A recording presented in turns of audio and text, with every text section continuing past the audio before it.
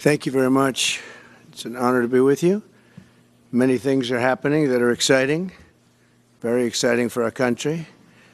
And we're honored to welcome one of the most respected business leaders in the Middle East, indeed the world.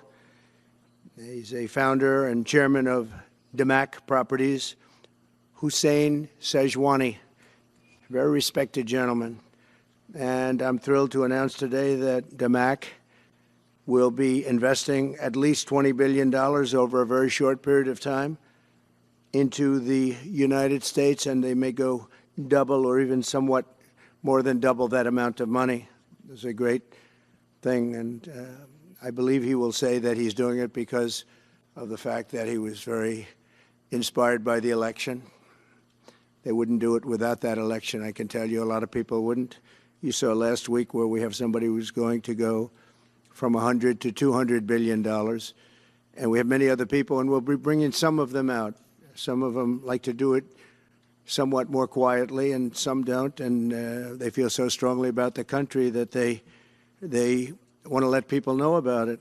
But it's an honor to have such a great investor investing in our country. The investment will support massive new data centers across the Midwest, the Sun Belt area, and also to keep America on the cutting edge of technology and artificial intelligence. He's very big into the data centers, and that's going to be a very hot item in the coming years, as you know, with AI.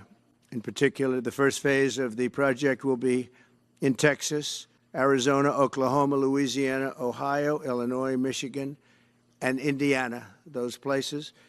And Hussein, I'd love you to come up and say a few words. Thank you very much. Thank you. Thank you.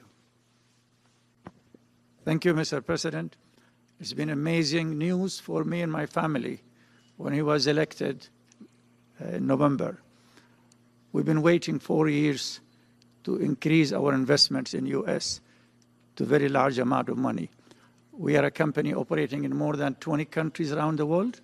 We have delivered more than 45,000 luxury units and another 45,000 in the pipeline. In data center, we are in 10 countries around the world, in Asia, Europe, and Middle East. And we're very, very excited now with his leadership and his open strategy and policy to encourage businesses to come to U.S. For the last 4 years, we've been waiting for this moment. And we're planning to invest $20 billion and even more than that if the opportunity in the market allow us. But at the moment, we're planning $20 billion in data center, catering for the AI and cloud business for the hyperscalers. Fantastic. Thank you, Mr. Great President. honor. Thank you very much. So nice. And that man knows what he's doing. He knows. So, Hussein, we're going to work with you and make sure everything goes smoothly. We have powers that haven't really been used in terms of environmental. If you invest over $1 billion in the United States, we're going to give expedited reviews to everybody because everyone's afraid they're going to come in and get caught in the quagmire, which is very prevalent in the United States, unfortunately, the quagmire of environmental and various other regulations and rules.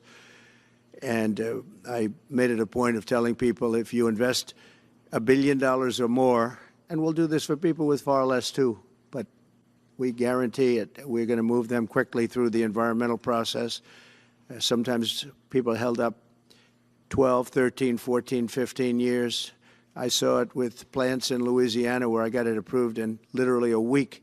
They were through the review in 1 week after spending 14 and a half years trying to get it, and they were going nowhere. It was a terrible thing. So I've been a victim of that myself over the years, and I think I know all the games and all the tricks that are played, and much of it is just done to stop progress. So we're going to be helping you and everybody else that comes to the United States and wants to invest their money, that you don't get tied up for the rest of your life and you can't do anything. This commitment further underscores that many of the greatest business leaders on earth are seeing a very bright economic future for America since the election. As you know, a lot of positive things have happened. We are inheriting a difficult situation from the outgoing administration, and they're trying everything they can to make it more difficult. Inflation is continuing to rage, and interest rates are far too high. And I've been disappointed to see the Biden administration's attempt to block the reforms of the American people and that they voted for. We had a landslide election. We won every swing state. We won the popular vote by millions and millions of people. Nobody even knows how many people, millions. And they're still counting in some areas. You know, they're still counting the vote in some areas. Can you believe this? What a place. What a horrible place. One of the things we're going to do is we've got to fix the election so that we get honest counts and they get done by 10 o'clock in the evening or something thereabouts. They have places where they're still counting votes. President Biden's actions yesterday on offshore drilling, banning offshore drilling, will not stand. I will reverse it immediately. It'll be done immediately. And we will drill, baby, drill. And we're going to be drilling in a lot of other locations. And the energy costs are going to come way down. They'll be brought down to a very low level. And that's going to bring everything else down. That's what caused it to go up, along with the ridiculous spending on the Green New scam. All this money, trillions of dollars. It's like throwing it right out the window, what they're doing. And they're trying to spend so much now. They're just taking money and giving it to anybody that wants it for any project at all, if it's certified under the Green New scam. And they don't work, and it's too expensive. And, you know, they told me that we're going to do everything possible to make this transition to the new administration very smooth. It's not smooth because they're doing that. They're playing with the courts, as you know. They've been playing with the courts for 4 years, probably got me more votes because I got the highest number of votes ever gotten by a Republican, by far, actually, by a lot. And, you know, we had a great election, so I guess it didn't work. But even to this day, they're playing with the courts. They have their friendly judges that like to try and make everybody happy on the Democrat side. It's called lawfare. It's called weaponization of justice, and it's happened at a level nobody's ever seen before. So many. I defeated deranged Jack Smith. He's a deranged individual. I guess he's on his way back to The Hague. And we won those cases. Those were the biggest ones. And the press made such a big deal out of them, but we did nothing wrong. We did nothing wrong on anything. And the people saw that. You know, when they vote, when a Republican, it's not easy for a Republican. When the Republican wins the popular vote by millions and wins all 7 of the swing states, people said, well, he could win 4. We won all 7, and we won them by a lot. That tells you we won. That tells, and they've been watching this injustice. I call it the Injustice Department. What they've done is so bad. The whole world has watched that. And it took work, but it got me a lot of votes because when explained, I mean, we have a judge in New York who's a very crooked judge. I'm under a gag order. I can't even talk about aspects of the case that are the most vital aspects. I'm under a gag. Do you know that I'm the president-elect of the United States of America? I'm a former very successful president. We had the greatest economy in the history of our country. We had borders that were sealed and beautiful. Everything was good. We had no wars. We defeated ISIS. We had no wars. Now I'm going into a world that's burning with Russia and Ukraine, with Israel. You took a look at that attack on October 7th, the attack on Israel, with the horrible way they got out. Not the fact that they got out. I would have been out before them. But we would have been out of Afghanistan with dignity and strength as opposed to looking like a bunch of fools with 13 dead and many, many badly, horrifically injured. Nobody ever talks about them. No arms, no legs. Nobody ever talks about them. The way they got out was outrageous, leaving billions of dollars of brand new military equipment that I bought in the hands of the Afghans and specifically the Taliban. It's the group. And we were doing very well. We would have been out. We would have been respected. I think it's one of the reasons it was so badly handled, that withdrawal where people are jumping onto airplanes, falling off the sides of airplanes when they're 3,000 feet in the air. And nobody's ever seen anything like that, the worst. And because of that, I think Russia went and attacked Ukraine. When they saw that, they said, these guys are incompetent. They don't know what they're doing. But we know what we're doing now, and that's going to all end. And we have a great military. I defeated ISIS, as you know. We're in no wars. I just finished a couple. And we got also our soldiers guarding Syria and Turkey. We're in the middle. We had 5,000 soldiers there. Would have been gobbled up with two armies. We had one army, 300,000. We had another one, 500,000 or 600,000, getting ready. We had 5,000 people in the middle. I said to a general, how do 5,000 people do in that case? And the general just looked at me and said, not well, sir, not well. And I took them out. And you know what happened? Nothing. I got criticized. I saved 5,000 lives, actually. And we did a great job, and we're going to do an even better job because now we have a tremendous amount of experience. We have people that I can rely on. But the 625 million acres, people can't realize, it's like the whole ocean. Take an acre. You know, an acre, you have a house on a half an acre, on a quarter of an acre, or an acre. If you have an acre, you have a big deal. Now you multiply that by 625 million acres. It's like, feels like the whole ocean. And that's our strength, you know. People can say we manufacture, we don't manufacture. The thing we have oil and gas more than anybody in the world. We're going to have more of it, too. But they took away 625 million acres of offshore drilling. Nobody else does that. And they think they have it, but we'll put it back. I'm going to put it back on day one. I'm going to have it revoked on day one. We'll go immediately if we need to. I don't think we should have to go to the courts. But if we do have to go to the courts, you know, they try to be sneaky. They go in and they sign. Remember, this is a man that said he wants the transition to be smooth. Well, you don't do the kind of things. You don't have a judge working real hard to try and embarrass you, because I did nothing wrong. By the way, I did nothing, absolutely nothing wrong. If I did something wrong, I wouldn't be standing here right now because I've won all these cases. Nobody's ever won so many cases as I have against the Justice Department. I mean, Jack Smith had cases all over the place. People were being subpoenaed. Lives were being ruined. They were spending everything they had, money. We were helping them out. We had to. They were subpoenaing people that had no idea what they were even talking about. That's a sick group of people. And it was all to influence the election. It was all a fight against a political opponent. We've never had that in this country. We have had that in certain countries. We've had that in third-tier countries. We've had that in banana republics, but we've never had that in a place like the United States. I don't even know if it's been on a small level. I'm sure it has been on a small level, but this was the largest level ever. They brought this moron out of The Hague. He's a mean guy. He's a mean, nasty guy. His picture was perfect, because you look at his picture, you say, that's a bad guy with his robe, his purple robe. And he executes people. He shouldn't be allowed to execute people because he'll execute everybody. He's a nut job. But we won all of those cases with him. And, I mean, I don't know the judge in Florida, but we had a brilliant judge in Florida that saw right through it. And we won the case. She was a brilliant judge with great courage. You know, the left, as we call them, the radical left, they have a way, they play the ref, and they play it very hard. They play the ref. They go and say horrible things about judges and prosecutors.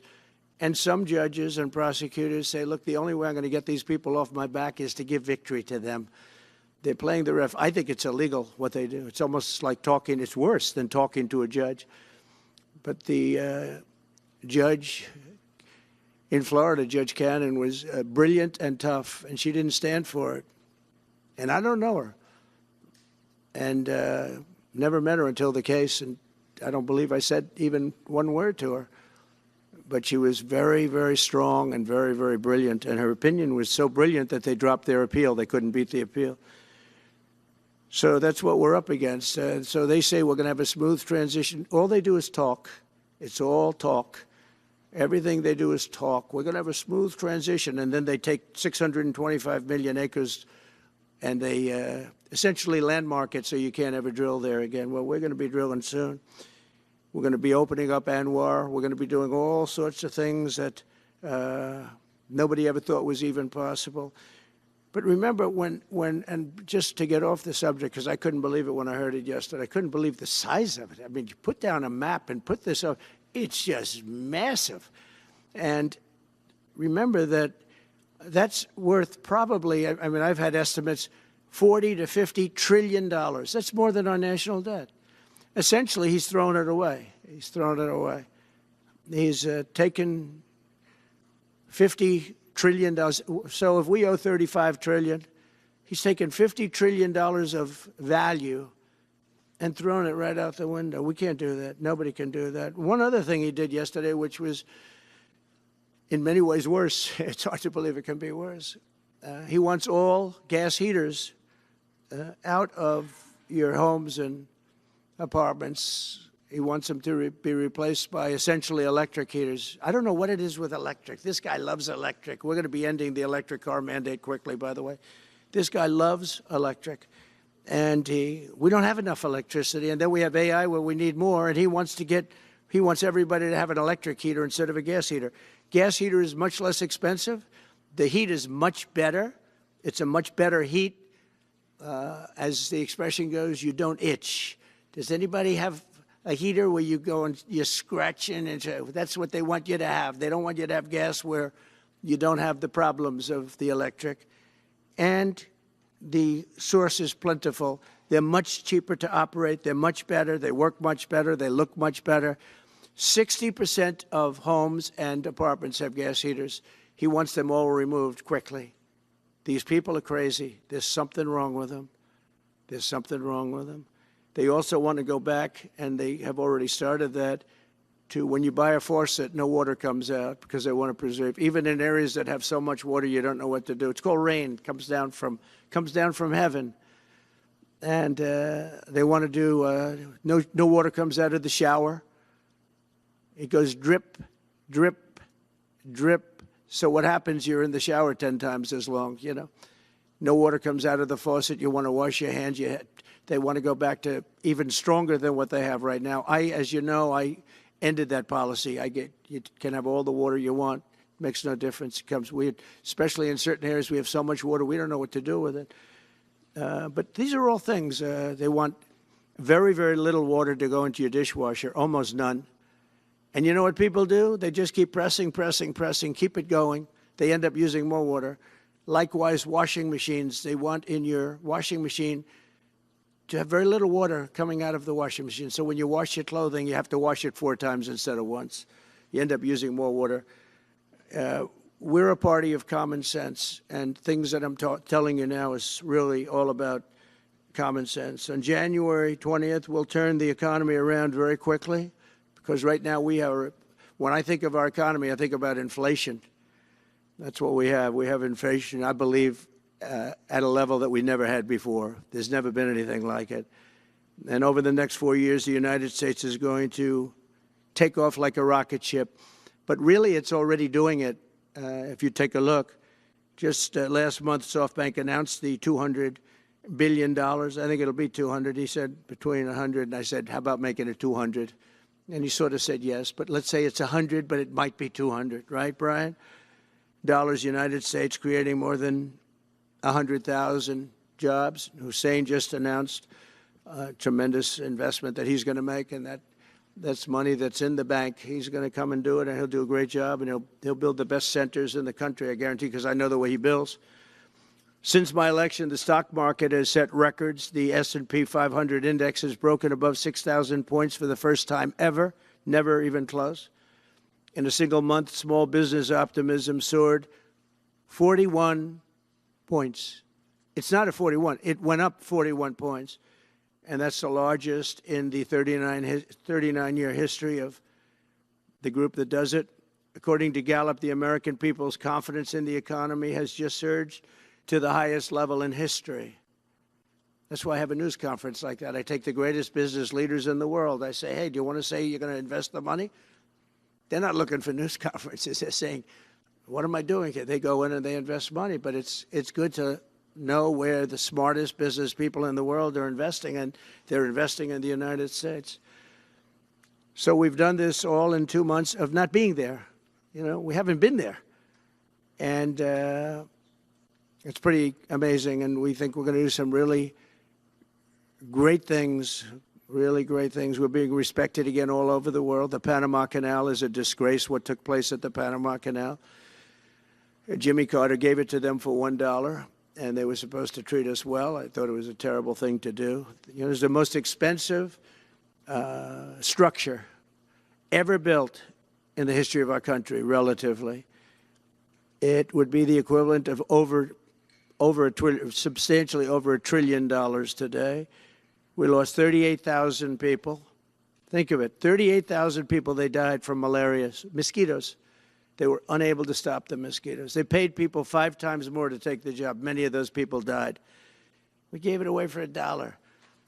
But the deal was that, you know, they have to treat us fairly. They don't treat us fairly. They charge more for our ships than they charge for ships of other countries. They charge more for our Navy than they charge for navies of other countries. They laugh at us because they think we're stupid, but we're not stupid anymore. So the Panama Canal is under discussion with them right now. They violated every aspect of the agreement, and they've morally violated it also. And they want our help because it's leaking and not in good repair. And they want us to give $3 billion to help fix it. I said, well, why don't you get the money from China? Because China's basically taken it over. China's at both ends of the Panama Canal. China's running the Panama Canal. And they come to see this Biden, this guy who should never have been allowed even to run for president. Of course, she shouldn't have either, because that never happened. I had to be 2 people, not 1. But they want $3 billion to fix the Panama Canal that's run by China and makes a lot of money, China. One of the most profitable structures ever built, because you have ships lined up back to Florida, frankly, and they just keep going through, and the numbers are staggering, $500,000 to $1 million a ship. And they took it away from us, meaning we gave it to them for $1. But not going to happen. What they've done to us, they've charged us, they've overcharged our ships, overcharged our Navy. And then when they need repair money, they come to the United States to put it up. We get nothing. Those days are over. Working with the Republican majorities in Congress, we'll cut taxes, slash regulations, raise wages, and boost incomes at a pace the world has not seen before, and certainly not from our country. We had a big chunk of it for the first 3 years prior to COVID coming in my administration. We had the greatest economy in history. We cut the most regulations in the history of our country, and I did that all in 4 years, by 4 times more than any other president cut. We did that in 4 years, and we were just getting started. We'll impose new tariffs so that the products on our stores will once again be stamped with those beautiful words, made in the USA. And we are not treated well, as you know, by Canada. Canada is subsidized to the tune of about $200 billion a year, plus other things. They don't essentially have a military. They have a very small military. They rely on our military. It's all fine, but, you know, they got to pay for that. It's very unfair. I have so many great friends. One of them is the great one, Wayne Gretzky. I said, run for prime minister. You'll win it'll take 2 seconds. But he said, well, am I going to run for prime minister or governor? You tell me. I said, I don't know. Let's make it governor. I like it better. But no, something's going to have to be done. Same thing with Mexico. We have a massive deficit with Mexico, and we help Mexico a lot. They're essentially run by the cartels, and can't let that happen. Mexico's really in trouble, a lot of trouble. Very dangerous place. And we're going to be announcing at a future date pretty soon. We're going to change, because we do most of the work there, and it's ours. We're going to be changing, sort of the opposite of Biden, where he's closing everything up, essentially getting rid of $50 to $60 trillion worth of assets. We're going to be changing the name of the Gulf of Mexico to the Gulf of America, which has a beautiful ring that covers a lot of territory. The Gulf of America, what a beautiful name. And it's appropriate. It's appropriate. And Mexico has to stop allowing millions of people to pour into our country. They can stop them. And we're going to put very serious tariffs on Mexico and Canada, because Canada, they come through Canada too. And the drugs that are coming through are at record numbers, record numbers. So we're going to make up for that by putting tariffs on Mexico and Canada, substantial tariffs. And we want to get along with everybody, but, you know, they have to, it takes two to tango. We're approaching the dawn of America's golden age. It's going to be a golden age for America. We have things that nobody else has. We have more natural resources. We have, number one, nobody knew that until I came along. I made us number one. We were number three. I made us number one in a very short period of time in drilling. And, you know, you can talk about windmills. They litter our country. They're littered all over our country, like dropping paper, like dropping garbage in a field. And that's what happens to them, because in a period of time, they turn to garbage. Most expensive energy ever. They only work if you get subsidy. The only people that want them are the people that are getting rich off windmills, getting massive subsidies from the U.S. government. And it's the most expensive energy there is. It's many, many times more expensive than clean natural gas.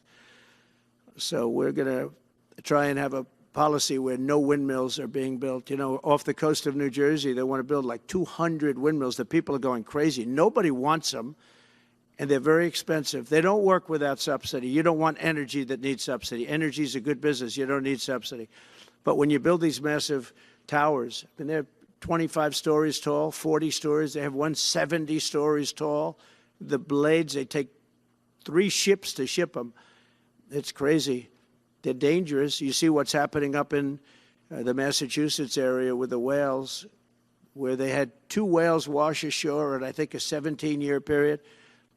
And now they had 14 this season.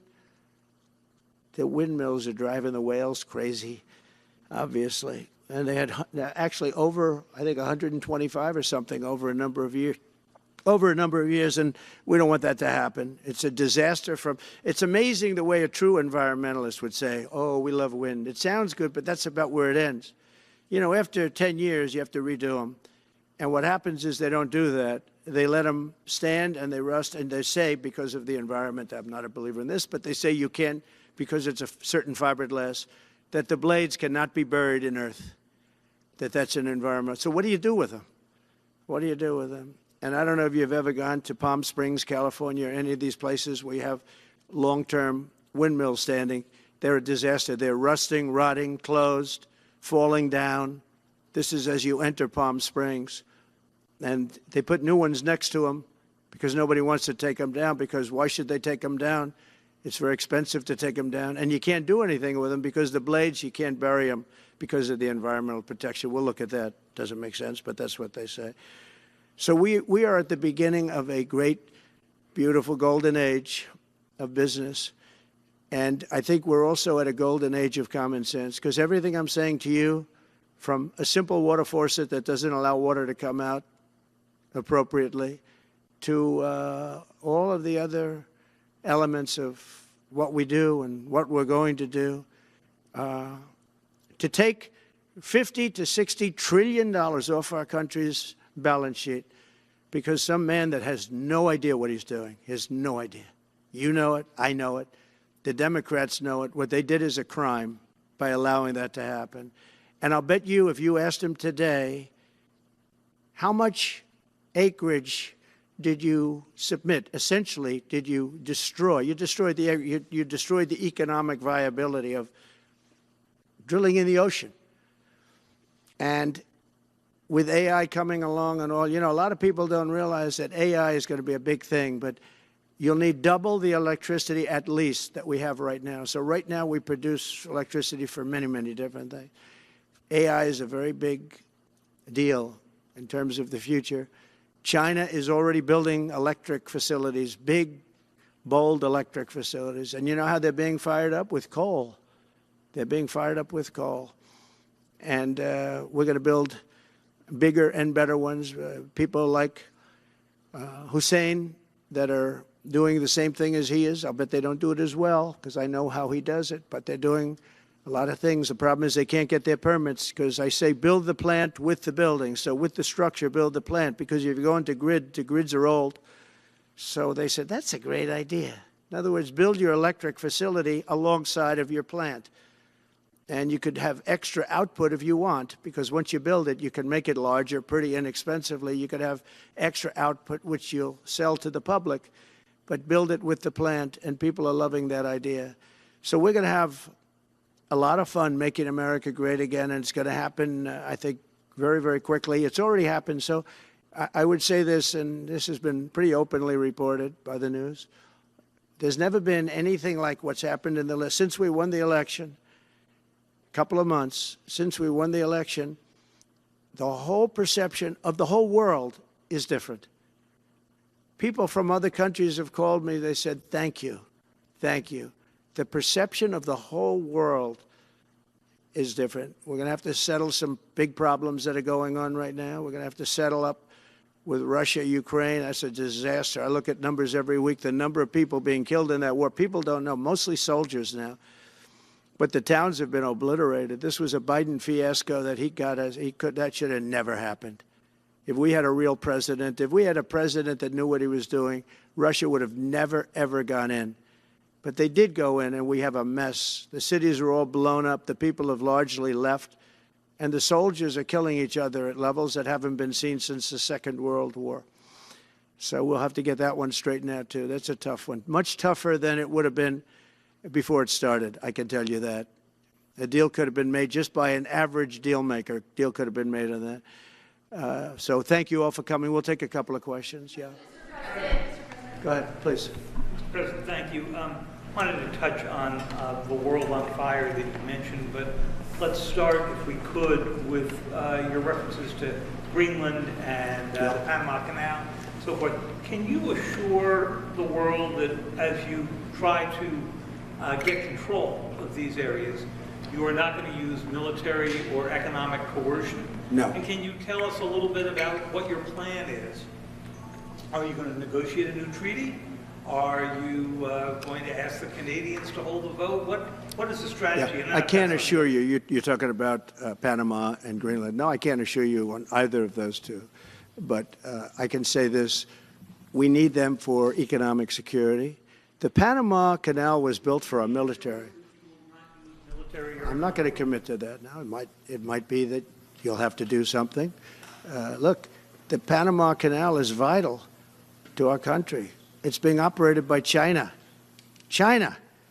And we gave the Panama Canal to Panama. We didn't give it to China. And they've abused it. They've abused that gift. It should have never been made, by the way. Giving the Panama Canal is why Jimmy Carter lost the election, in my opinion, more so maybe than the hostages. The hostages were a big deal. But if you remember, and nobody wants to talk about the Panama Canal now because, you know, it's inappropriate, I guess, but because it's a bad part of the Carter legacy. But he was a good man. Look, he was a good man. I knew him a little bit, and he was a very fine person, but that was a big mistake. Giving the Panama Canal to Panama was a very big mistake. We lost 38,000 people. It cost us the equivalent of $1 trillion, maybe more than that. Probably the most expensive, they say it was the most expensive structure, if we call it a structure, which I guess you can, ever built.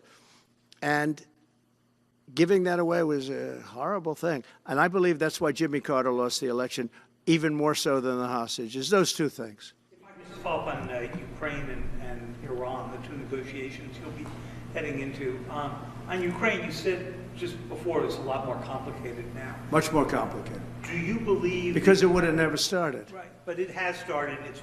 Well, not only started, the cities are largely knocked down. So you've got what you've got. At this point, would you, to hold on to leverage in dealing with President Putin, would you make a commitment to the Ukrainians that you will keep supporting them during the negotiations? Well, I wouldn't tell you if that were the case. Would you make a commitment to provide a security guarantee if they do enter into an armistice or a ceasefire along the lines that the French and the Germans? So, you know, a big part of the problem was Russia for many, many years, long before Putin said you could never have NATO involved with Ukraine. Now, they've said that. That's been like written in stone.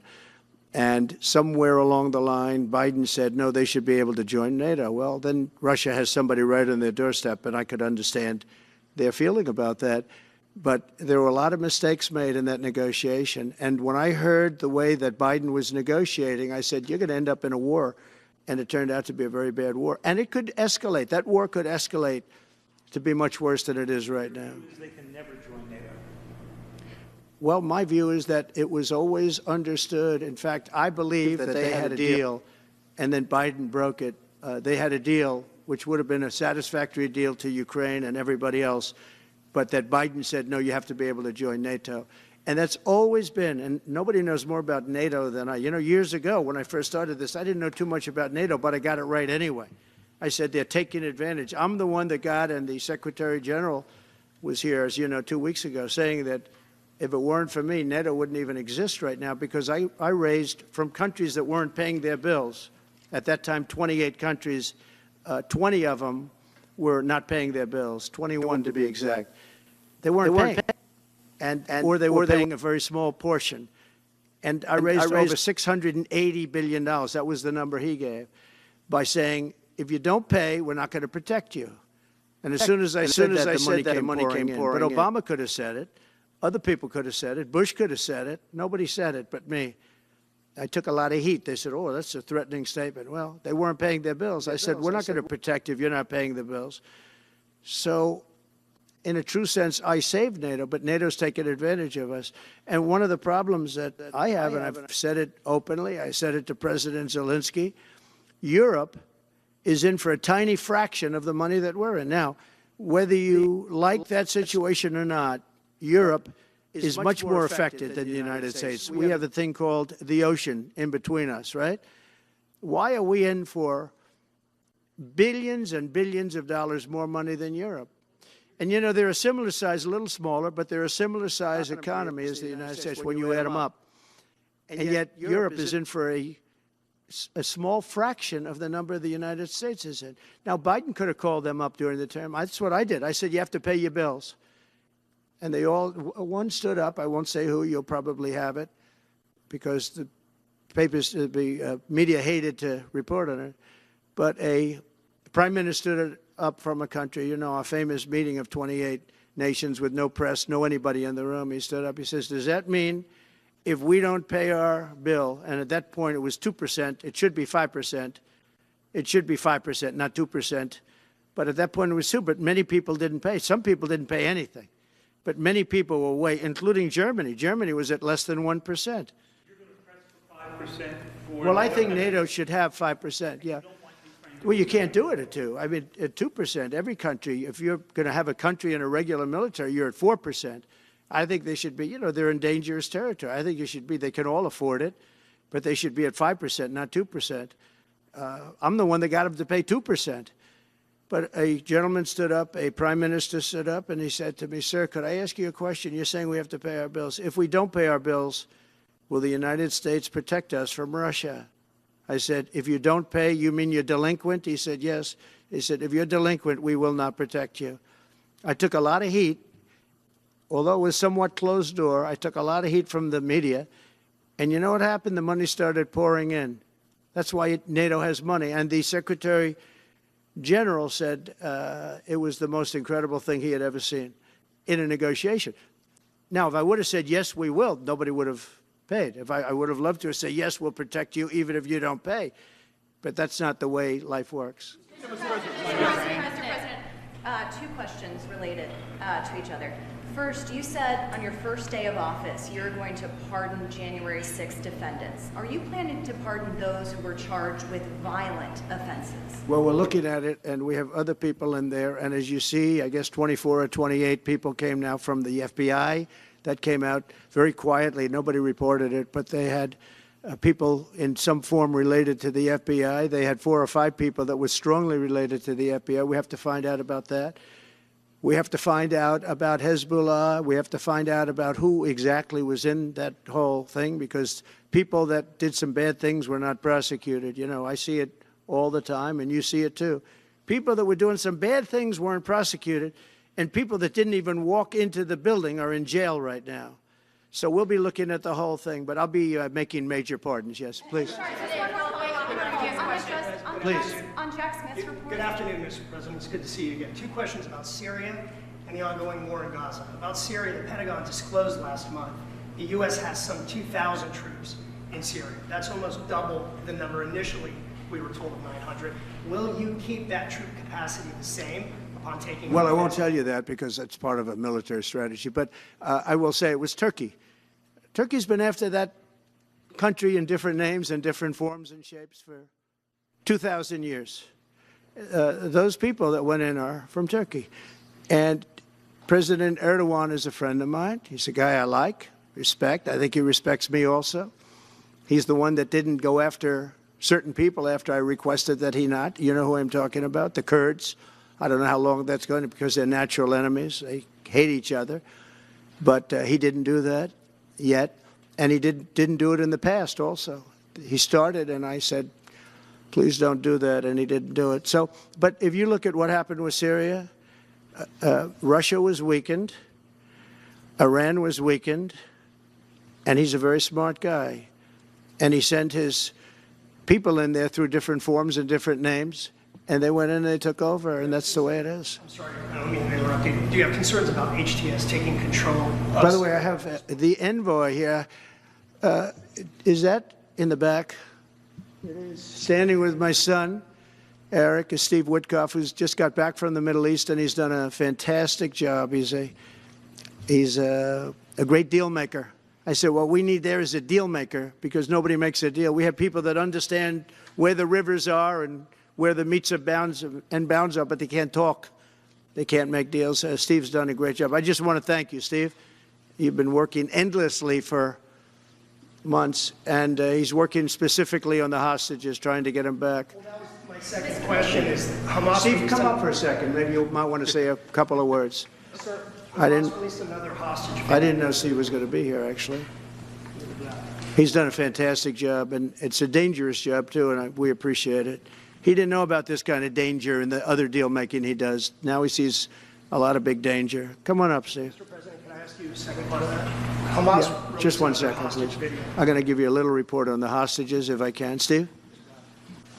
Thank you very much. Thank you, Mr. President. Wow.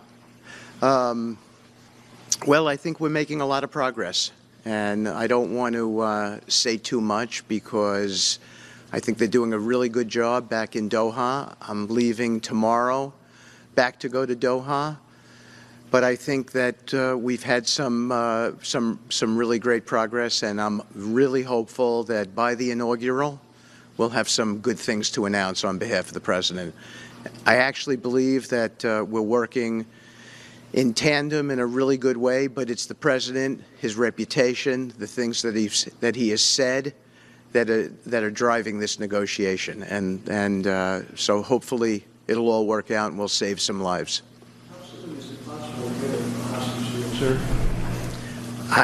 I believe we've been on the verge of it. I don't want to discuss sort of what's delayed it. There's no point to be negative in any way. But I think it's the President, his stature, what he said he expects, the red lines he's put out there, that's driving this negotiation. You're going back to the region? I'm going back probably either this evening or tomorrow night. Are you confident there'll be a deal before January 20th, or is that something that's likely to happen, if there's a deal even at all? We've been hearing this now for the better part of. I know. I would say. They better be. Right. I would say that the President is exasperated. I don't want to talk for him, but look, I don't know anyone who delegates better than President Trump. He gives us a lot of authority to speak on his behalf, and he exhorts us to speak emphatically. And emphatically means you better get it, you better do this, because the alternative. Do you think they're waiting for President Trump to take office? No, I think they heard him loud and clear. Better get done by the inaugural. But when you say all hell will be paid, that all hell must be paid if they don't release the Well, you know what that hostages. means, don't you? What, do I have to define it for you? Look, all No, I know hell you're not will gonna break out. telegraph If what- those hostages aren't back, I don't want to hurt your negotiation. If they're not back by the time I get into office, all hell will break out in the Middle East. Can you elaborate? And it will not be good for Hamas, and it will not be good, frankly, for anyone. All hell will break out. I don't have to say anymore, but that's what it is. And they should have given them back a long time. They should have never taken them. There should have never been the attack of October 7th. People forget that. But there was, and many people are killed. They're no longer hostages. I have people from Israel and others calling, begging me to get, we had also people there from the United States, just so you know. They're holding some so-called hostages from the U.S. But I've had mothers come to me and fathers crying, can I get the body of their son back? Can I get the body of their daughter back? That beautiful girl where they threw her in the car, pulled her by her ponytail and threw her in the car like she was a sack of potatoes. I said, what happened to her? Sir, she's dead. Like a 19, 20-year-old beautiful girl. And the way they treated her. And I just say it this very simply. Steve's got a job to do. He's a great guy, great negotiator, great person. They respect him over there already. It's what we needed over there. We have people that know everything about the Middle East, but they can't speak properly. They don't know. He's a great negotiator. That's what I needed. I could have sent that gentleman right over there, Hussein. He's a great negotiator. There are people, they're rare. Great negotiators are very rare, like a great surgeon. But we have the right person. But I tell this, I don't want to hurt the negotiation. If the deal isn't done before I take office, which is now going to be 2 weeks, all hell will break out in the Middle East. Okay? Thank you, Mr. President. You've done a great job. Thank you. Mr. President, more than 140 police officers were injured by rioters on January 6th. Will you pardon anyone who attacked a police officer? Well, the only one that was killed was a beautiful young lady named Ashley Babbitt. She was killed, and there was actually somebody else that was killed, also a MAGA person, but people don't give it 100% credibility. I'm going to find out about it, and we're going to find out. But Ashley Babbitt was killed. She was shot. She should have never been shot. She was shot for no reason whatsoever. In fact, they say that she was trying to hold back the crowd, and the crowd was made up of a lot of different people, so we'll see. But I will tell you this, the person that was killed was Ashley Babbitt. The other thing is, when they talk, there was never charges of insurrection or anything like that. But if there were, this would be the only insurrection in history where people went in as insurrectionists with not one gun, okay? And let me tell you, the people that you're talking about have a lot of guns in their home for hunting and for shooting and for entertainment, a lot of good reasons. But there wasn't one gun that they found. And why didn't they find the bomber, the pipe bomber? They know who the pipe bomber is. The FBI knows who it is. The status of the FBI has gone down so far, and the status of the DOJ, or as I call it, the Department of Justice, it's the Department of Injustice, being laughed at all over the world. And hopefully with Pam Bondi and with Kash Patel and with other people that we're putting in, that will all come back. If you do a poll in the FBI, I guarantee I'm at like 90% with the agents of the FBI, but they have hurt that incredible place. Law enforcement, you think of the FBI, they raided this house. By the way, they could have told me, could I see this? I would have given them, I actually told them, come in anytime you want. You can see anything. They raided the house, and the case was dismissed. And now I'm in litigation. I'm suing them for doing that. And I feel so badly doing it. I'm the President of the United States, and I'm suing the United States. But I'm suing them for other things, too. The FBI has gone so, its reputation has been so horribly hurt. Between Comey, who is the worst, and all of the others, what's happened to the FBI is, and we're going to make it great again. We're going to make the FBI great again. We're going to make the Department of Justice fair and strong, but fair again, because all they did was attack me because I'm their political opponent, and that includes with local judges like Marchand. You ought to find out. Ask them, why do I have a gag order where I'm not allowed to speak? Think of it. I'm the President of the United States, and I'm not allowed to speak. Why? because if I did speak, people would understand the scam. It's a scam. And we have very dishonest judges, and New York judges are very bad. We had one that valued this house at $18 million because it was good for their case. He actually valued that chandelier is worth more than $18 million. He valued this house as $18 million. And we have another one who was so nasty, so horrible, such a brute, most vicious, vile person. These are New York judges. But we've won most of the cases, so we're very happy about that. Mr. President, back on Greenland. Your position is clear, but have you directed your staff to take specific actions to drop plans? And can you elaborate again? You didn't rule out military coercion in addition. Well, we need Greenland for national security purposes. I've been told that for a long time, long before I even ran. I mean, people have been talking about it for a long time. You have approximately 45,000 people there. People really don't even know if Denmark has any legal right to it. But if they do, they should give it up because we need it for national security. That's for the free world. I'm talking about protecting the free world. You look at, you don't even need binoculars. You look outside, you have China ships all over the place. You have Russian ships all over the place. We're not letting that happen. We're not letting it happen. And if Denmark wants to get to a conclusion, but nobody knows if they even have any right, title, or interest. The people are going to probably vote for independence or to come into the United States. But if they did do that, then I would tariff Denmark at a very high level. Have you asked your staff to draw plans for acquisition? I mean, are you actively No, we're pursuing not that? at that stage, but we have people. I haven't even entered office yet. Secondly, sir, Elon Musk has drawn some criticism and a lot of attention for some of his actions and provocative statements about foreign affairs, including in Europe. Your reaction to that, is that appropriate for? You mean where he likes people that tended to be conservative? I don't know the people. I can say Elon's doing a good job, very smart guy. I don't know the people you're talking about. He was, I know he said some negative things about a couple of people that are running for office, but that's not so unusual. Yes, please. I wanted to ask you about Ukraine and Putin. How soon do you anticipate going to meet with Putin to discuss the Ukraine situation? Well, I can't tell you that, but I know that Putin would like to meet. I don't think it's appropriate that I meet until after the 20th, which I hate, because, you know, every day people are being, many young people are being killed, soldiers. You know, the land is very flat.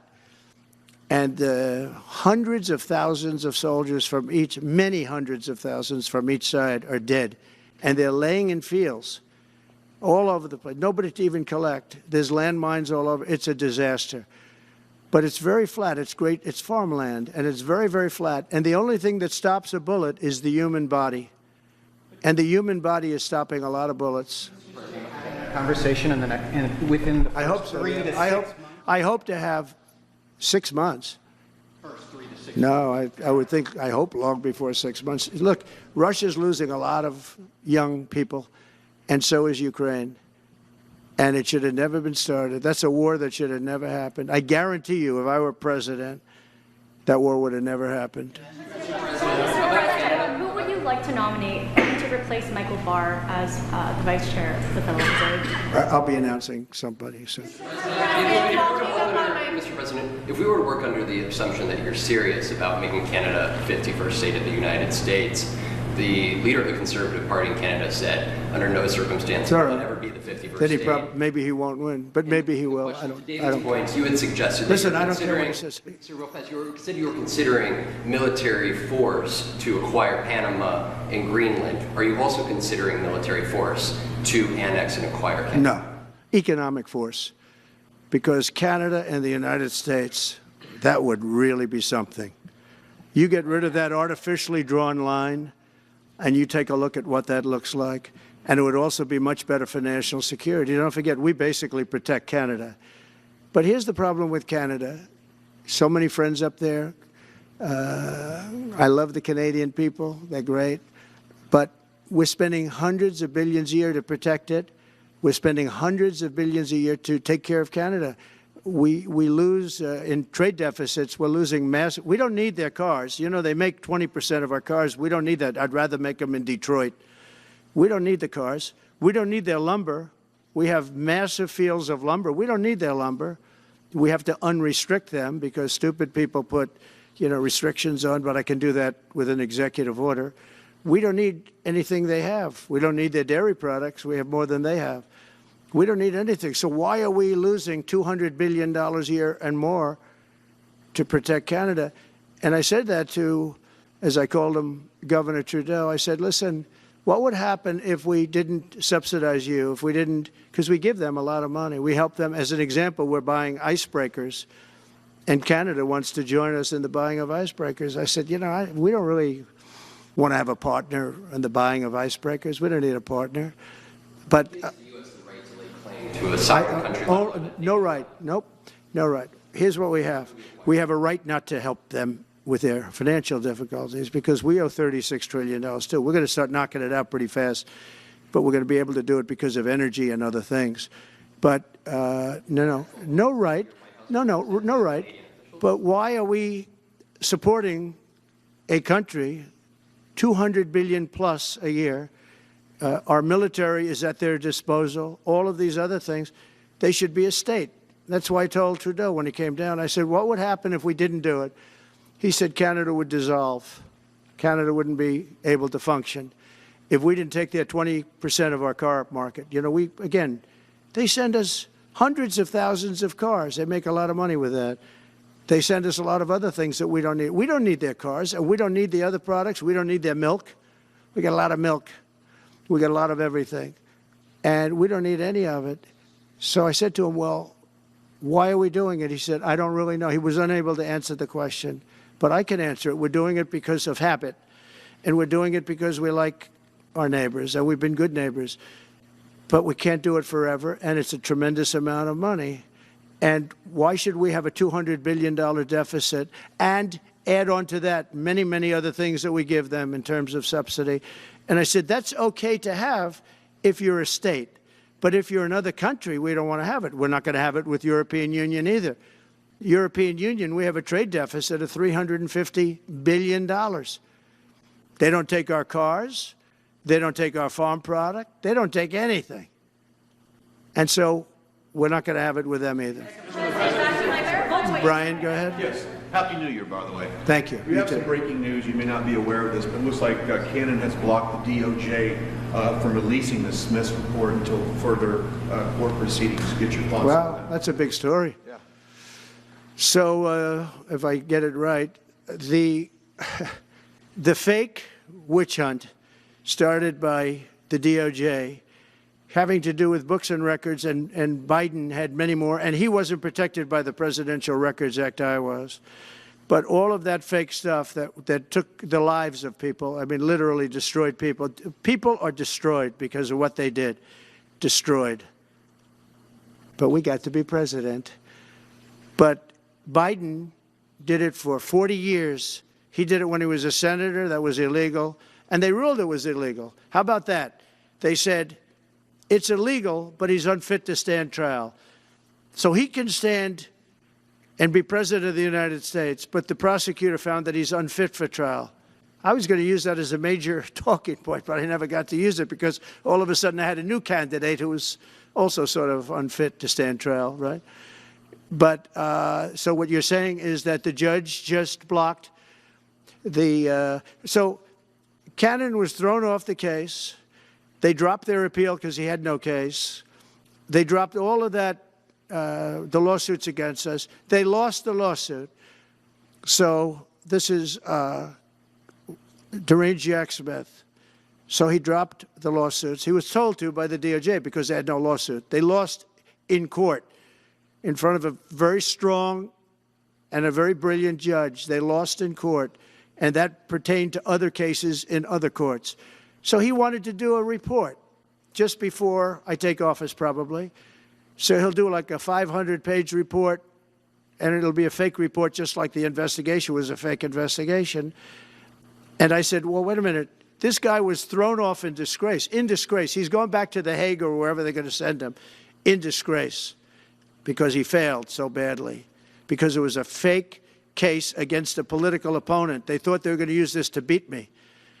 So what you're saying is, and I'm just hearing that They're not allowed to issue the report. So if they're not allowed to issue the report, that's the way it should be, because he was thrown off the case in disgrace. Why should he be allowed to write a fake report? It'll only be a fake report. That's great news. Yeah. Good. And if I could just follow up real quickly, you want to comment, many Americans are angry that we're sending millions of dollars every month to the Taliban. Do you anticipate? It's not even believable. Billions of dollars, not millions, billions. We pay billions of dollars to essentially the Taliban, Afghanistan, and that's given by Biden. That's the same man that took away $50 to $60 trillion worth of value from the United States. Think of it, probably our most valuable asset. Took away our most valuable asset. This can't be allowed to happen. We are now a nation of common sense. When he does that, 625 million acres, this can't be allowed to happen. Thank you for the information. Yes, sir. Most other people probably knew about it, but they wouldn't have told me, right? Mr. President, on the campaign trail, you vowed to bring down the prices at grocery stores very fast. Yeah, we will do it fast. But then you recently told Time Magazine that bringing down prices would be very hard. So what can the American people expect when you get into office? It's always hard to bring down prices when somebody else has screwed something up like they did, but we'll bring them down, we'll get them down. Energy is going to bring down prices. We're going to have a lot of energy, and energy is what brought it up. Energy and their bad spending is what brought it up, and energy is going to bring it down. We're going to have prices down. I think you're going to see some pretty drastic price reductions. As an example, food, bacon, ham, apples, everything has gone through the roof. It's one of the reasons I won. So as you know, I said it, inflation was one of the reasons I won, but I think the biggest reason I won was the fact that they are allowing prisoners to come into our country. They released their prisoners, their murderers. Thousands of murderers are now walking around the streets of our cities and farmland all over. Murders, people that have killed. Many, 32% have killed more than one person. They released them from their jails, their prisons, and their mental institutions and insane asylums into our country. I believe that's the reason we got such a large vote. All right, maybe one or two more questions. Yeah, please. Go ahead. Can we? Sir, can you? President Carter is laying in state today in Washington. You had some harsh words for him about the Panama Canal. Is there any disconnect there? Do you feel a little bit bad about doing that on this day? No, I liked him as a man. I disagreed with his policy. So, hey, he thought giving away the Panama Canal was a good thing. I think it cost him the election. That and the hostages. I actually think that was a bigger factor because that's a deal that just should not have been made. But, again, this was a question that was asked of me. I didn't bring it up. I didn't want to bring up the Panama Canal because of Jimmy Carter's death. But people don't bring it up. But, you know, you and other people have asked me about it. No, it's a deal that I was very strongly against. I was a young guy when this took place. But just why would we spend all of that money, lose 38,000 people to malaria, the mosquito? They were dying. It was horrible what was happening. They paid them 4 times more than they would make in the United States. But they knew they were going to go over there and die. And they died in the jungles of malaria. There was nothing we could do to stop it. 38,000, and then we gave it away for $1. Through Congress, you appeared to open the door in your radio interview yesterday for a 2-bill approach. It's still your preference for one big, beautiful bill, as you have said. Well, I like one big, beautiful bill, and I always have, I always will. But if 2 is more certain, it does go a little bit quicker because you can do the immigration stuff early. Now, you have to understand, for immigration and for the wall, we won the case on the wall. You know, they tried to sell the wall for 5 cents on the dollar, by the way. And we had, fortunately, a judge that stopped that. But they were already discarding the wall. And 5 cents on the dollar. And you know what they were doing? They were calling us up and saying, we'll sell it back to you at 200 cents. In other words, double what we paid for it. So they were going to buy it from this guy for 5 cents on the dollar. They were making deals. And fortunately, we had a very smart judge that stopped it cold. I think he called for an investigation, too, and he should. But think of it. They were selling the wall that was exactly the wall that the Border Patrol wanted. That was designed by them. Steel, concrete, rebar, exactly as they want. Very, very heavy steel, very powerful steel, hard to cut. Very, very heavy 7,000-pound concrete, which is a very strong concrete. Everything was top of the line. Very expensive. Would be double what we paid for it then, 6 years ago. But let me just tell you, they were selling it for 5 cents on the dollar to people, and those people were calling us, asking us to pay them 200 cents because it's a good deal because we can have it immediately. And you know what immediately is? Just leave it in place. No. The papers haven't written that, though. That deal is like all the other things that these people do. These people either hate our country or they're very stupid. And I don't believe they're stupid because nobody can cheat on elections like they cheat and be stupid. They either hate our country or they're stupid. So remember what I said, because nobody wants to report it. They were selling the wall for 5 cents on the dollar and trying to resell it back to us for 200 cents or less, but for 200 cents on the dollar. That's a nice return. Meta today announced that it will stop putting fact checks on posts on its website. And Meta said today it would stop putting fact checks on its website and instead allow community to fact check. Well, I watched their news conference, and I thought it was a very good news conference. I think they've come a long way. Meta, Facebook. I think they've come a long way. I watched it. The man was very impressive. I watched it. Actually, I watched it on Fox. I'm not allowed to say that. Say it? Do you think he's directly responding to the threats that you have made to him in the past? With Probably. Yeah, probably. The last time you were here, you were asked a question about the U.S. possibly launching a preemptive strike on Iran. You said you wouldn't answer that question. On who? Obviously, on Iran. The U.S. launching a preemptive strike on Iran's nuclear facilities. And I said I don't talk about it. It's a military strategy. But it is a legitimate question. It's not really, because only a stupid person would answer it. Look, it's a military strategy, and I'm not answering your questions on military strategy. All right, one more. Brian, go ahead. Could you give us a preview of what you might be talking to leaders of Congress who are expected to come here the next couple of days? And you've got a very supportive Congress behind you. Yeah, they're great. So we have a wonderful Republican Congress. We have a leader that I have a lot of confidence in. I think he's going to be hopefully a great leader, a great speaker. And we have a leader, by the way, in the Senate I think has been great. John Thune has been doing a fantastic job. But it goes through the House first. And the question is whether or not we do the 2 bills or 1 bill. And, look, I can live either way. I like the idea of the one big bill, but I can live either way. But they'll be coming down. The senators also will be coming down. And then ultimately we'll be meeting in the White House in a few weeks. But right now this is the winter season. They sort of call this the winter White House. It was built, I don't know if you know this, Marjorie Meriwether Post and E.F. Hutton built this. It was the greatest of all the estates in our country. And I saved it, and I got a lot of credit for saving it. Most of these big, great houses have been knocked down in Palm Beach, just about all of them, actually. And you'd build 10 mansions on one site, but we saved it. But this was built as the Southern White House, and she gave it to the government. And, by the way, Jimmy Carter gave it back. He said it's too expensive for the United States. So I didn't realize that. I was just told. Actually, Jimmy Carter, Nixon was through Watergate. Nixon came here once, and he thought it was incredible, but he had a thing called Watergate, if anybody remembers that. And so he had other things on his mind, to put it mildly. And Jimmy Carter felt that it was too extravagant for the country. So fortunately for me, he gave it back to the foundation, and I bought it from the foundation. Mr. President, on reconciliation, some Republicans saying in trade for a massive bill that you and they share the interest in, they want to see big spending cuts. Do you agree with that? And what would I'm okay with spending cuts. I like spending cuts. I'm on the record for spending cuts. And the debt ceiling was given to us. It shouldn't have been, but it was put in our lap. And what I want in terms of debt ceiling isn't the ceiling. I just don't want to see a default. That's all I want. I never talked about spending more money necessarily than all I want to see is no default. Because nobody knows what would happen if there was a default. It could be 1929 and it could be nothing. But that was put into our lap. And it shouldn't have been, but it was, and so we'll handle it. But debt ceiling is not about raising a lot of money. It's really just about extending it. I just want to see an extension. Sir, on immigration, How much can you do by executive order, are you planning to do on executive order when it comes to immigration?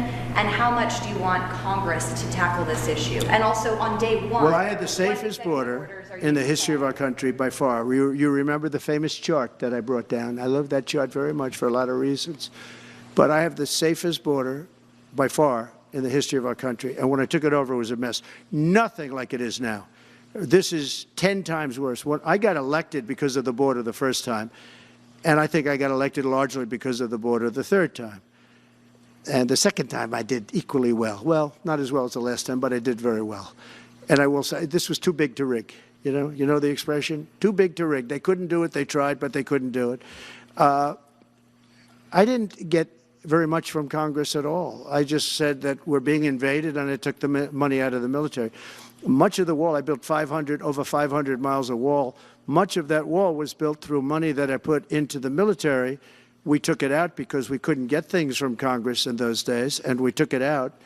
And that wall was built largely with money coming from the military. So, very simple. I went to the military. I said, our country is being invaded by very similar, nothing like what's invading our country now. They weren't releasing prisons into our country, and they weren't releasing mental institutions in, but some bad dudes were coming in, right?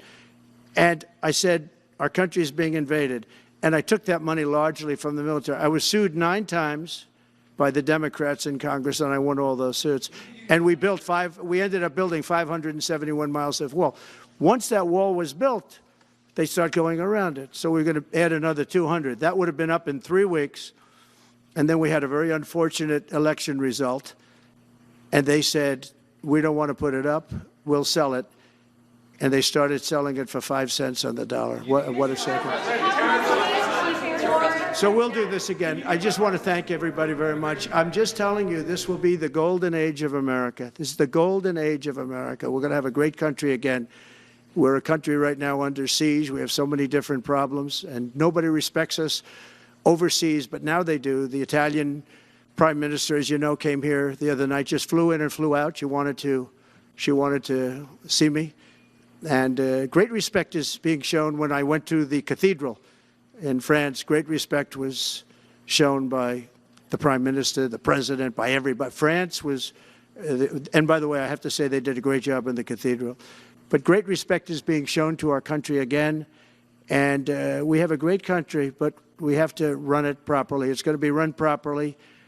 We want to get back those hostages for Israel and for us. You know, we do have people that are hostages being held. And I'll just say it again. If this deal's not done with the people representing our nation, by the time I get to office, all hell is going to break out. Thank you very much. Ukraine-Russia war before you take office? Can you clarify what you mean by military force in the Panama Canal? We got to see it. We did.